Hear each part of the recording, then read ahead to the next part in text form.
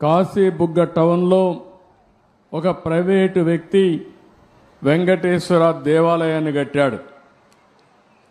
అక్కడి నుంచి కార్తీక మాసం ఈరోజు చాలామంది అక్కడ దర్శనానికి వెళ్ళిపోయారు. కనీసం ఆయన చేసినప్పుడు పోలీసుకు కూడా చెప్పలేదు. చెప్పుంటే పోలీస్ ప్రొటెక్షన్ పెట్టి ఎక్కడికక్కడ కంట్రోల్ చేసేవారం. అది చేయని దానివల్ల 9 మంది తొక్కిడికి గురయ్యి చనిపోయే పరిస్థితికి వచ్చారు. 5 మందికి ఇంజరీస్ కూడా అయినాయి. ఇది చాలా బాధాకరం.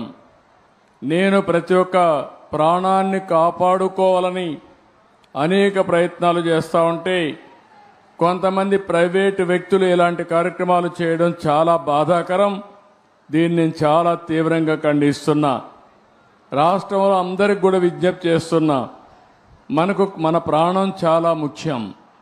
ప్రాణాలు కాపాడుకోవాలంటే మనం కూడా ఒక బాధ్యతగా ఉంటే తప్ప ఓసారి వెళ్ళిపోవడం, ఎక్కువ